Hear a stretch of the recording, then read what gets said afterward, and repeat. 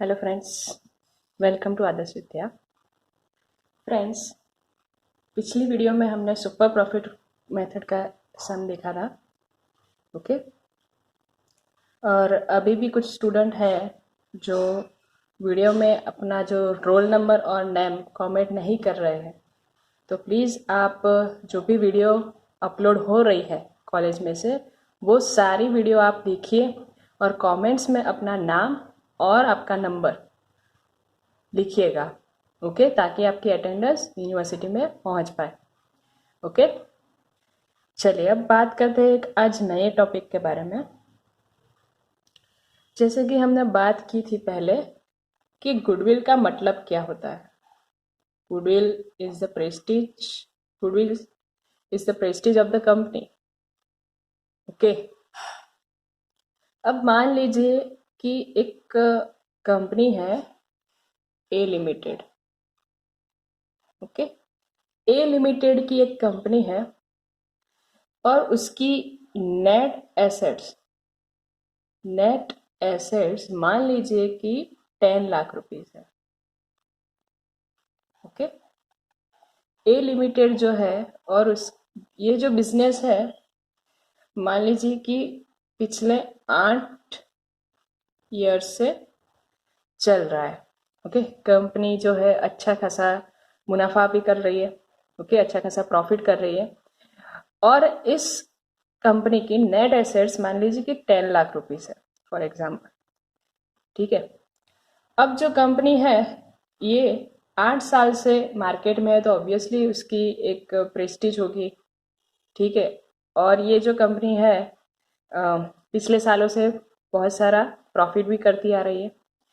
अब देखिए, मान लीजिए कि ए लिमिटेड को बी लिमिटेड ने परचेस किया है।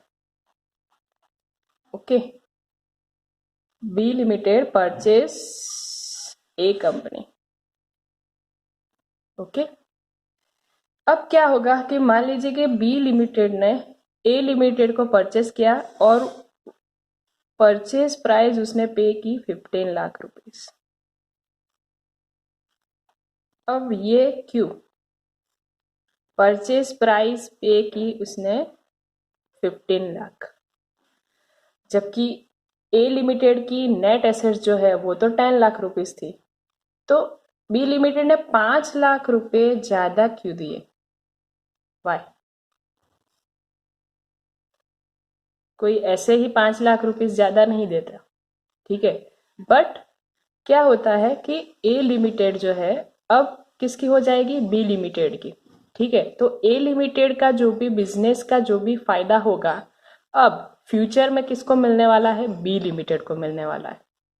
ठीक है, क्योंकि ए लिमिटेड ने 8 साल से जो अपना एक मार्केट में अपनी प्रेस्टीज बनाई है, ठीक है, अपने जो भी पिछले सालों से बहुत प्रॉफिट करती आ रही है, तो अब इसका फायदा किसको मिलने वाला है? बी लिमिटेड को। ओके, बी लिमिटेड अब जो भी इस ए लिमिटेड का नाम का अब फायदा, ठीक है, प्रेस्टीज का फायदा अब किसको मिलेगा? B limited. तो ये जो 5 लाख रुपीस जो ज्यादा दिए हैं, ठीक है, क्योंकि 10 लाख जो नेट एसेट्स थी उसके बदले में उसने कितने पे किए? 15 लाख। ओके, 5 लाख रुपए जो भी ज्यादा दिए वो किस वजह से दिए हैं? गुडविल की वजह से। ठीक है, क्योंकि एक कंपनी की अगर गुडविल है मार्केट में तो ऑब्वियसली उसका जो बिजनेस है अच्छा खासा चलेगा। ओके, अब जो फ्यूचर में प्रॉफिट मिलने वाला है अब किसको मिलने वाला है? बी लिमिटेड को। ओके, तो आई होप आप समझ रहे हैं कि कोई एक कंपनी अपनी नाम अपनी प्रेस्टीज की कोई वैल्यू निकालती है, ठीक है, अपनी प्रेस्टीज की कोई वैल्यू निकालती है तो वो क्या बन जाती है? उसकी गुडविल बन जाती है। ठीक है, अब एक टॉपिक है हम डिस्कस करने वाले हैं कि अब जो भी होगा, ठीक है, अब जो भी एक्सपेंस हो गए या फिर कोई इनकम होगी, ओके, जो बिजनेस से रिलेटेड होगी तो वो क्या किसकी होगी? अब बी लिमिटेड की। ठीक है, क्योंकि ए लिमिटेड का तो अब बिजनेस रहा नहीं। ठीक है, अब ये जो बिजनेस है किसका बन गया है? बी लिमिटेड का। ठीक है, तो अब जो भी एक्सपेंस होंगे फ्यूचर में, ठीक है, तो अब किसके होंगे? बी लिमिटेड के होंगे। कोई भी इनकम होगी तो बी लिमिटेड की होगी। पर अगर कुछ ऐसा है, मान लीजिए कि बी लिमिटेड ने नेट एसेट्स की जो वैल्यू निकाली है, या तो फिर प्रॉफिट की कोई कैलकुलेशन करनी है। मान लीजिए कि बी लिमिटेड को ए लिमिटेड के पिछले साल के प्रॉफिट देखने हैं, ठीक है। तो ये जो प्रॉफिट है, मान लीजिए कि 2008, 9, 10, ओके, तो इसमें था 1,00,000 रुपीज, 120, ठीक है, 140। तो ये जो प्रॉफिट जो निकालना है, अब इसमें मान लीजिए कि कुछ ऐसा एक्सपेंसेस है, कुछ ऐसे एक्सपेंसेस है जो अब बी लिमिटेड को नहीं पे करने हैं, ठीक है। मान लीजिए कि कोई ऐसा एक्सपेंसेस है जो ए लिमिटेड ने किया था पास्ट में, बट बी लिमिटेड को नहीं करना पड़ेगा, ठीक है। तो अब ये जो एक्सपेंसेस होंगे, इसने जो एक्सपेंसेस लगाए होंगे, मान लीजिए कि 2008 में 5,000 कोई ऐसा एक्सपेंसेस है जो बी लिमिटेड को अब नहीं करना पड़ेगा, ओके। तो इसकी वजह से क्या होगा कि इसका जो प्रॉफिट है 1,00,000 रुपीज, 5,000 कम आया होगा, क्योंकि इसने तो एक्सपेंसेस दिखा दिए, ठीक है। पर ये जो एक्सपेंस है फ्यूचर में उसको नहीं करने पड़ेंगे, ओके। तो इसको क्या करना पड़ेगा, प्रॉफिट में ऐड करना पड़ेगा, क्योंकि 5,000 जो रुपीज है इसमें कम दिखाए होंगे, ठीक है, प्रॉफिट, क्योंकि एक्सपेंसेस किया है जो फ्यूचर में इसको नहीं करना पड़ेगा। ठीक उसी तरह के मान लीजिए कोई ऐसा एक्सपेंसेस है जो ए लिमिटेड नहीं कर रही थी, बट बी लिमिटेड को करने पड़ेंगे, ठीक है। ए लिमिटेड नहीं कर रही थी पर बी लिमिटेड को करने पड़ेंगे, तो क्या होगा, 5,000 रुपीज उसको क्या करने पड़ेंगे, इसमें से लेस करने पड़ेंगे, ठीक है, क्योंकि एक्सपेंसेस से प्रॉफिट जो है कम हो जाता है, उसको माइनस करना पड़ेगा।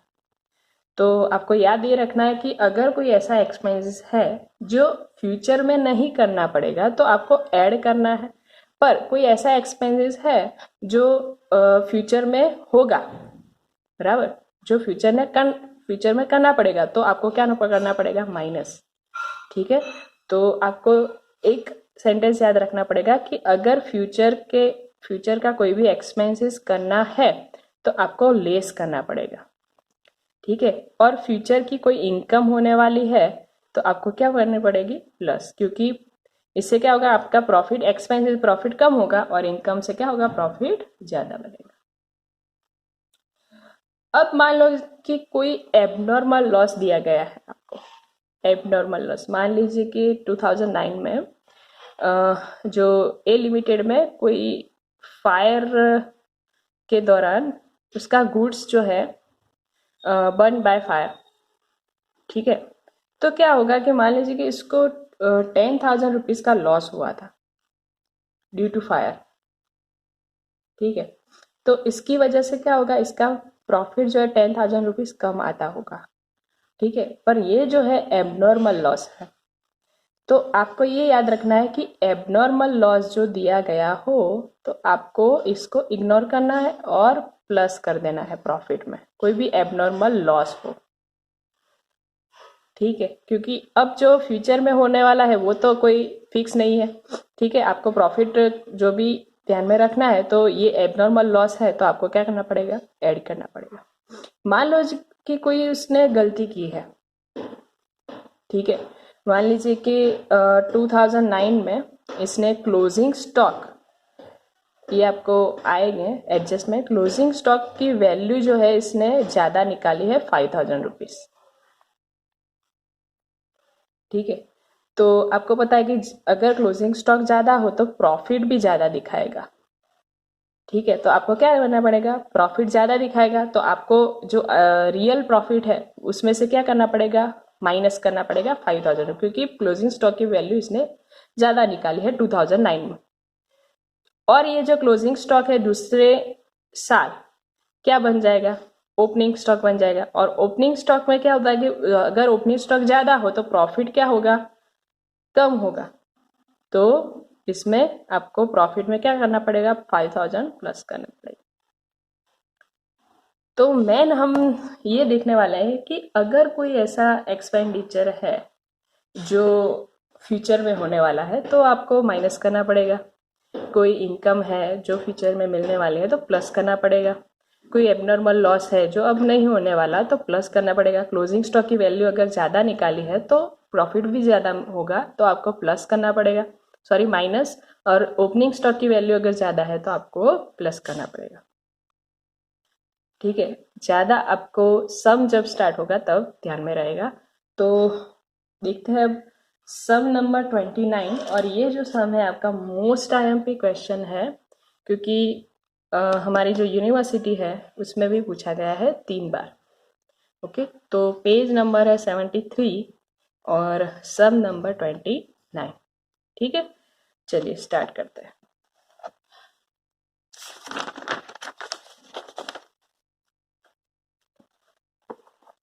The following is the balance sheet of Rakesh Limited as on 31st March 2012. Liabilities: 2010% preference share of ₹100 each. 5,000 equity shares of ₹100 each. General reserve, profit and loss account, provident fund, other liabilities. इस side assets है fix assets, current assets और intangible assets. Additional information में आपको कहा गया है the present market value of the fix assets and current asset is ascertained at ₹8,25,000 and ₹2,75,000 respectively. The market price of the shares of the company doing similar business and giving dividend at 20% is 2 times of its paid up value. The profits of the company for the last 3 years are as under. जो profit आपको दिया गया है 2009-10 का 1,25,000, 2010-11 1,32,000, 2011-12 rupees 1,53,800. Okay. Scrutiny of profits reveals the following. The cover management cost provision of ₹2,000 should be made. The profits of 2009-10 are reduced by ₹5,000 due to stock destroyed by fire. The closing stock of 2009-10 is overvalued by ₹2,000. On 1st October 2010, major repair of ₹10,000 resulting in improvement of plant is charged to revenue. The said sum is agreed to be capitalized for goodwill subject to adjustment of depreciation at 20% per annum on reducing balance method. From the above particulars, you are required to compute the value of the goodwill of the company on the basis of the 3 years purchase of its super profits calculated on weighted average profit of the last 3 years. The appropriate weights to be used are year और weight आपको दिया गया है। ठीक है, आप देख सकते हैं 3 बार पूछा भी गया ये सब। ठीक है, चलिए सम स्टार्ट करने से पहले तो आपको स्टेप्स जो है सुपर प्रॉफिट मेथड के आपको याद होने चाहिए। ठीक है, फर्स्ट जो कैलकुलेशन थी हमारी कौन सी थी? Calculation of capital employed, right. तो कैलकुलेशन ऑफ यहाँ पे रखती हूँ ताकि आपको दिखाई दे। ठीक है, चलिए अब जो है स्टेप 1, ठीक है, कैलकुलेशन ऑफ नेट एसेट्स और कैपिटल एम्प्लॉयड। ठीक है,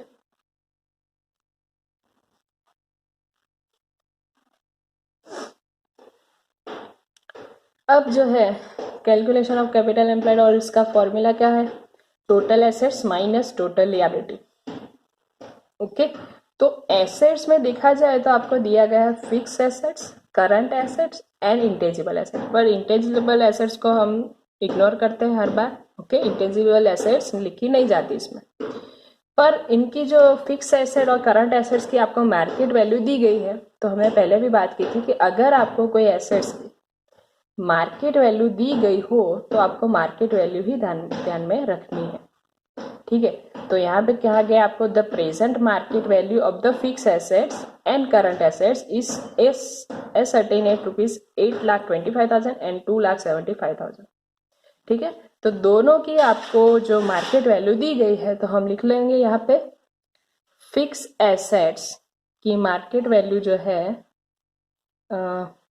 8,25,000 और करंट एसेट्स उसकी मार्केट वैल्यू है 2,75,000। ओके, तो टोटल एसेट जो है हमारी वो क्या बनेगी, टोटल 11 लाख। ओके, नाउ इसमें से हम लेस करेंगे टोटल लियाबिलिटीज। ओके, तो लियाबिलिटीज में देखिए आपको कौन सी लियाबिलिटीज दी गई है, तो सिर्फ दो ही लियाबिलिटी है यहाँ पे, provident fund and other liability. Okay, और कोई लियाबिलिटी यहाँ पे दी नहीं गई है, तो लिख लेंगे यहाँ पे provident fund 30,000 and other liability 90,000। तो टोटल अमाउंट जो बनेगी 1,20,000। ओके, और इसमें से हम लेस करेंगे तो कितना आएगा, 11 लाख माइनस 1,20,000, तो 9,80,000। ओके, ये हमारे क्या बनेंगे, नेट एसेट्स। अब हम चेक करेंगे कि अगर आपको सम में प्रेफरेंस शेयर कैपिटल दी गई हो तो हम क्या करेंगे, इसमें से लेस कर लेंगे। ओके, तो क्या करना पड़ेगा, यहाँ से minus preference share capital. Okay, preference share capital आपको दी गई है, कितनी है, तो 2,010% प्रेफरेंस शेयर ऑफ ₹100 ईच, कितनी अमाउंट है, 2 लाख रुपीज। ओके, तो 2 लाख रुपीज यहाँ से डिडक्ट हो जाएंगी, तो टोटल अमाउंट बनेगी 7,80,000। ये है हमारी कैपिटल एम्प्लॉयड। ओके, ये जो स्टेप था हमारा कॉमन है क्योंकि सब सम में हमने देखा भी है। उसके बाद का जो स्टेप है, step 2, calculation of expected profit. Okay, expected profit, तो एक्सपेक्टेड प्रॉफिट का फॉर्मूला क्या बनेगा, capital employed multiply by expected rate of return. Okay, तो कैपिटल एम्प्लॉयड है 7,80,000 और एक्सपेक्टेड रेट ऑफ रिटर्न, चलिए अब इसके बारे में डिस्कस करेंगे। देखिए, the market price of the shares of the company doing similar business and giving dividend at 20% is 2 times of its paid up value। Means के जो कंपनी 20% डिविडेंड दे रही है, जिसका एक्सपेक्टेड रेट ऑफ रिटर्न 20% है, उसकी जो शेयर्स की paid up value है वो 2 टाइम्स है, हमारे शेयर से 2 टाइम्स है, मीन्स के हमारे शेयर से डबल है। ठीक है, जो कंपनी की एक्सपेक्टेड रेट ऑफ रिटर्न 20% है, उनका जो पेड अप वैल्यू है शेयर्स की वो हमसे 2 गुना है। तो ऑब्वियसली 2 गुना अगर शेयर की पेड अप वैल्यू हो तो रेट भी 2 गुना होगा, 2 टाइम्स होगा। ठीक है, तो हमें क्या करना पड़ेगा, अगर 2 टाइम्स है तो डिवाइडेड बाई 2, 20 डिवाइडेड बाई 2 तो कितना होगा, 10%। मान लीजिए कि आपको कहा गया है कि 3 टाइम्स है, यहाँ पे आपको 18% दिया गया है और यहाँ पे 3 टाइम्स कहा गया, तो आपको क्या करना पड़ेगा, 18 डिवाइडेड बाय 3 तो कितना आएगा, 6%। ठीक है, तो आपको देखना पड़ेगा कि अगर हमसे हमारे शेयर से किसी की पेड अप वैल्यू 2 टाइम्स है, 3 टाइम्स है, जितने भी टाइम्स हो, ठीक है, डबल हो, तो आपको क्या करना पड़ेगा, उस हिसाब से वैल्यू निकालनी पड़ेगी। ठीक है, तो 20% है तो इस 2 times of its paid up value, तो हमसे हमारा जो एक्सपेक्टेड रेट ऑफ रिटर्न कितना बनेगा 10%, क्योंकि हमारी जो शेयर्स की वैल्यू है उससे इनकी वैल्यू जो है 22 टाइम्स है, तो रेट हमें क्या करना पड़ेगा, उससे हाफ लेना पड़ेगा। ठीक है, तो 78,000 जो है हमारी वैल्यू बनेगी। ओके, नाउ अब बात करते हैं calculation of average profit. Okay, तो एवरेज प्रॉफिट में आज थोड़ा सा हमारा जो टॉपिक है चेंज होने वाला है, एवरेज प्रॉफिट, क्योंकि उसमें आपको बहुत सारे एडजस्टमेंट दिए गए हैं। ओके, अगर आपको प्रॉफिट में कोई भी एडजस्टमेंट दिया गया है तो आपको क्या करना पड़ेगा, पहले एडजस्टमेंट डालने पड़ेंगे। ओके, फिर आपको प्रॉफिट निकालना पड़ेगा। ठीक है, पहले मैं लिख लेती हूँ, फिर आपको बाद में समझाऊंगी। 2011। ठीक है, चलिए देखिए, आपको इस सम में अदर इंफॉर्मेशन दी गई है, जो भी प्रॉफिट की, जो भी scrutiny of profit reveals the following. ठीक है, प्रॉफिट में कुछ सारी जो है आपको एडजस्टमेंट डालनी पड़ेगी। तो अगर आपको ऐसी कोई एडजस्टमेंट दी गई है तो आपको एक फॉर्मेट बनाना पड़ेगा, पर्टिकुलर्स जो प्रॉफिट आपको 3 साल का दिया गया है वो। ठीक है, और जो भी एडजस्टमेंट जिस साल में भी हो आपको उस हिसाब से रखने हैं। ओके, पर आपको एक ही चीज ध्यान में रखनी है कि ये जो एडजस्टमेंट है उसकी इफेक्ट प्रॉफिट के पर क्या पड़ने वाली है। ठीक है, ये जो आपको दिए गए हैं एडजस्टमेंट, उसकी जो इफेक्ट है प्रॉफिट पे क्या पड़ने वाली है, आपको सिर्फ ये ध्यान रखना है। ठीक है, और इस हिसाब से आपको प्लस माइनस करना पड़ेगा। Okay, let's start. तो सबसे पहले आपको क्या करना पड़ेगा कि आपको जो भी ईयर के प्रॉफिट दिए गए हैं आपको लिखने पड़ेंगे। तो प्रॉफिट आपको दिए गए हैं 2009-10, तो 2009-10 में प्रॉफिट है 1,25,000, 2010-11 में 1,32,000 और लास्ट है 153,800। ओके, सबसे पहले हम प्रॉफिट लिख लेंगे, फिर जो भी एडजस्टमेंट आपको दिया गया है उस पर चलेंगे। ठीक है, चलो, तो फर्स्ट एडजस्टमेंट आपको दिया गया है, to cover management cost provision of ₹2,000 should be made. अब हमने जैसे अभी बात की कि मैनेजमेंट कॉस्ट आपको 2,000 की प्रोविजन रखनी है मैनेजमेंट कॉस्ट की। मान लीजिए कि ये जो कंपनी है, पहले हमने अभी बात की कि ए और बी लिमिटेड में कोई ऐसे एक्सपेंसेस है जो अब होने वाले हैं, पहले नहीं हुए थे पर अब होने वाले हैं, जिसकी प्रोविजन हमें रखनी है। ओके, जो मैनेजमेंट कॉस्ट प्रोविजन है वो आपको, ये एक्सपेंसेस है। ओके, एक्सपेंसेस से क्या होगा, आपका प्रॉफिट आपको कम करना पड़ेगा, जो अब करने पड़ेंगे आपको। 2,000 रुपीज़ जो है मैनेजमेंट कॉस्ट अब होने वाली, फ्यूचर एक्सपेंसेस होने वाला है, तो आपको इसकी प्रोविजन रखनी है। ओके, तो कोई भी प्रोविजन रखनी हो तो आपको इसमें क्या करना पड़ेगा, प्रॉफिट में से लेस करना पड़ेगा। ठीक है, तो क्या होगा, यहाँ पे हम लिखेंगे माइनस कॉस्ट ऑफ मैनेजमेंट। ठीक है, और अमाउंट कितनी है, हर साल आपको मैनेजमेंट कॉस्ट जितनी लगानी पड़ेगी 2,000। Okay, minus 2,000 minus 2,000 minus 2,000। ठीक है, क्योंकि मैनेजमेंट एक्सपेंस जो पहले नहीं हो रहा था अब करना पड़ेगा। ओके, तो इसमें से क्या होगा, प्रॉफिट में से आपको माइनस करना पड़ेगा। ओके, और ये जो प्लस माइनस है हम लास्ट में करेंगे, पहले सारे एडजस्टमेंट हम देख लेंगे। उसके बाद है the profits of 2009-10 are reduced by ₹5,000 due to stock destroyed by fire. अब क्या हुआ कि 2009-10 में एक स्टॉक जो था 5,000 का, वो स्टॉक डिस्ट्रॉयड हुआ था।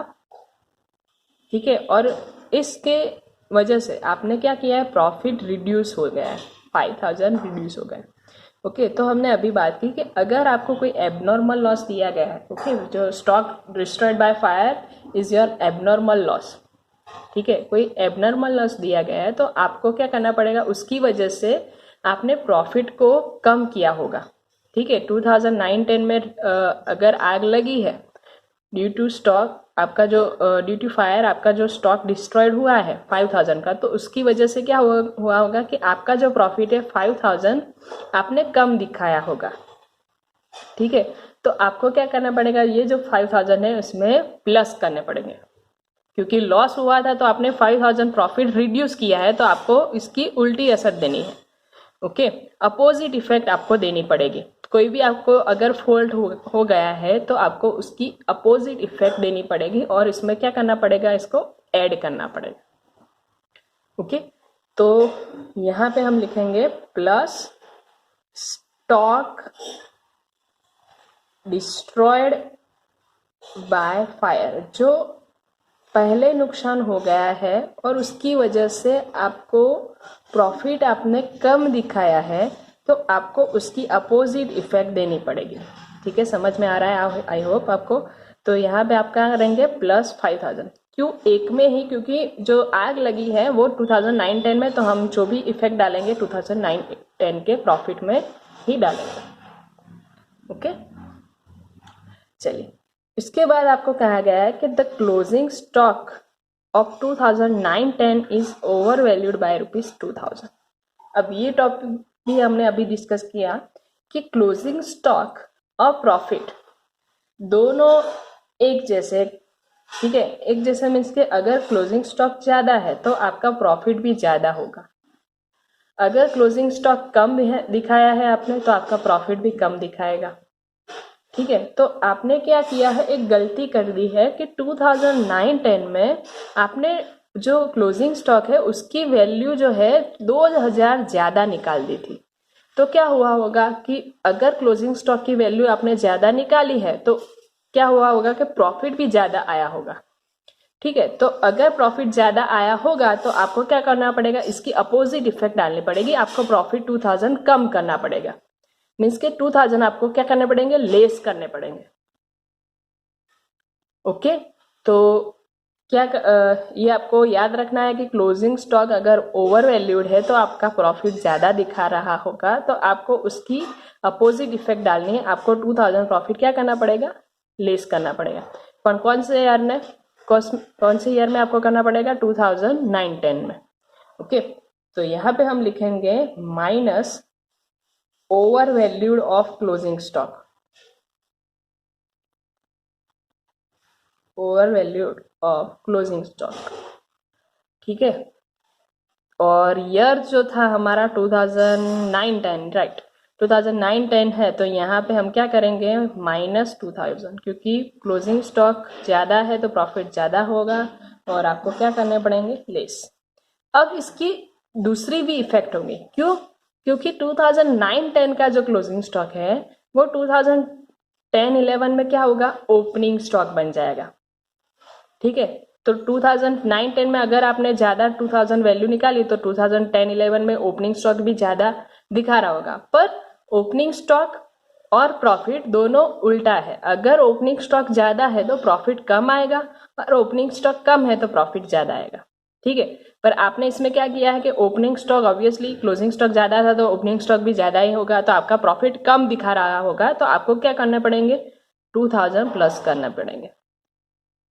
ओके, यहाँ पे हम लिखेंगे कि over valued of opening stock,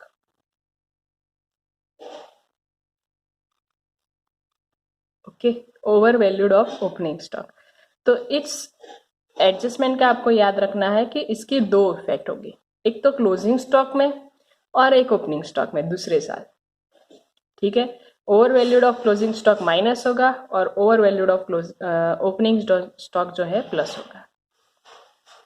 okay, और एक लास्ट एडजस्टमेंट आपको दिया गया है कि on 1 October 2010 major repair of 10,000 resulting in improvement of plant is charged to revenue.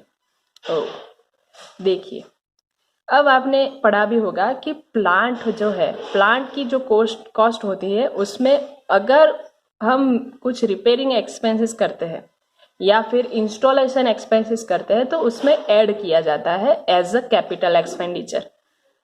ठीक है, क्योंकि प्लांट इंस्टॉलेशन चार्जेस है, प्लांट रिपेयरिंग चार्जेस है जो भी, वो क्या होता है कि कैपिटल एक्सपेंडिचर है, पर आपने क्या कर दिया है एज चार्ज्ड टू रेवेन्यू। ठीक है, आपने इसको रेवेन्यू एक्सपेंसेस लिख दिया, एक गलती कर दी है आपने। ठीक है, तो रेवेन्यू एक्सपेंसेस लिख लिया है तो आपका प्रॉफिट 10,000 रुपीज क्या होगा, कम दिखा रहा होगा। ठीक है, 10,000 रुपीज आपका प्रॉफिट जो है कम दिखा रहा होगा, तो आपको क्या करना पड़ेगा, इसमें ऐड करना पड़ेगा। ओके, तो यहाँ पे हम लिख लेंगे तो प्लस रिपेयर ऑफ प्लांट। तो एक नया टॉपिक यहाँ पे दूसरा निकल के आएगा कि 1 अक्टूबर 2010-11 है, तो यहाँ पे होगा 10,000 प्लस होंगे कि अगर आपको कैपिटल एक्सपेंडिचर कोई भी दिया गया है, ठीक है, कैपिटल एक्सपेंडिचर दिया गया है और गलती से आपने उसको रेवेन्यू एक्सपेंसेस लिख लिया है, okay, charged to revenue, okay, तो आपको क्या करना पड़ेगा, उसकी उल्टी असर देनी पड़ेगी, क्योंकि कैपिटल एक्सपेंडिचर जो भी है वो आपने रेवेन्यू लिख लिए है, ओके, रेवेन्यू एक्सपेंसेस लिख लिए, तो इससे क्या होगा, आपका जो प्रॉफिट है कम दिखा रहा होगा, तो आपको क्या करने पड़ेंगे 10,000 रुपीज जो है प्लस करने पड़ेंगे। ओके, चलिए, अब उसके बाद आपको कहा गया the said sum is agree to be capitalise for goodwill subject to adjustment. Okay, आपको कैपिटल एक्सपेंस लिखना है उसको गुडविल की कैलकुलेशन के लिए, और आपको कहा गया कि ऑफ डेप्रीशिएशन एट 20%। हमने जो भी एक्सपेंसेस किया है, ठीक है, हमने जो भी एक्सपेंसेस किया है जो 10,000 रुपीज, वो 20% उसका क्या करना पड़ेगा, आपको डेप्रीशिएशन निकालना पड़ेगा। ओके, तो डेप्रीशिएशन, और वो भी कौन सी मेथड है, रिड्यूसिंग बैलेंस मेथड। ओके, तो रिड्यूसिंग बैलेंस मेथड में क्या होगा कि देखिए, फॉर एग्जाम्पल आपने जो एक्सपेंसेस किया है 2010, ठीक है, 1 अक्टूबर 2010, तो 2010, अब ये जो ईयर है 2010-11 वाला, तो ये जो कंप्लीट कब होगा, 1/3/2011, ओके, 1/10/2010 को आपने एक्सपेंसेस किया 10,000 का, और ये जो हमारा ईयर है कंप्लीट होगा 1/3/2011। कितना फर्स्ट ईयर जो है कितना डेप्रिसिएशन आपको लगेगा, कितने महीने का, 6 मंथ का। ओके, क्योंकि ये जो ईयर है हमारा कब कंप्लीट होगा हमारा 1/3/2011 में। ओके, तो 10,000 का आपको 20% के हिसाब से 6 मंथ का डेप्रिसिएशन कितना निकल के आता है, बोलिए, 1,000 रुपीज। तो फर्स्ट ईयर आपका डेप्रिसिएशन लगेगा यहाँ पे 1,000 रुपीज। उसके बाद जो हमारा ईयर कंप्लीट होगा नेक्स्ट ईयर 2012, ओके, 2012। अब इसका जो डेप्रिसिएशन लगेगा वो किसके ऊपर लगेगा, 9,000 ऊपर। 9,000 का कितना, 20%, यानी कि 1,800। और दूसरे साल हमारा जो डेप्रिसिएशन लगेगा कितना, 1,800, क्योंकि ये जो है रिड्यूसिंग बैलेंस मेथड है, रिड्यूसिंग बैलेंस मेथड हो तो यहाँ पे जो भी बैलेंस आई हो उसके पर डेप्रिसिएशन लगता है 1,800। तो फर्स्ट ईयर जो है हमारा 1,000 और सेकंड ईयर कितना डेप्रिसिएशन, 1,800। ओके, तो अगर आपको डेप्रिसिएशन दिया गया हो तो डेप्रिसिएशन जो है हमारा रेवेन्यू एक्सपेंडिचर है। ओके, डेप्रिसिएशन जो है हमारा रेवेन्यू एक्सपेंडिचर है, तो आपको क्या करना पड़ेगा, इसमें से प्रॉफिट में से लेस करना पड़ेगा। ठीक है, पर कौन सा, तो 2010-11 में कितना, 1,000 रुपीज, और उसके बाद का जो ईयर है उसमें 1,800 आपको माइनस करना पड़ेगा। ओके, डेप्रिसिएशन है तो ऑब्वियसली माइनस ही होगा डेप्रिसिएशन। तो ये सारे आपके जो है एडजस्टमेंट थे, कैसे थे कि देखिए आपने क्या किया, पहले प्रॉफिट लिखा, अगर मैनेजमेंट एक्सपेंस करने पड़ेंगे तो माइनस होंगे, कोई एबनॉर्मल लॉस है तो प्लस करना पड़ेगा, क्लोजिंग स्टॉक है तो फर्स्ट ईयर माइनस, दूसरे साल प्लस हो जाएगा, और प्लांट रिपेयर का एक्सपेंडिचर कैपिटल एक्सपेंडिचर है, आपने रेवेन्यू लिख लिया था, गलती हो गई थी जिससे प्रॉफिट आपका कम दिखा रहा था, तो आपने क्या किया, प्लस किया। और डेप्रिसिएशन अब जो चार्ज होगा वो आपको क्या करना पड़ेगा, यहाँ से माइनस।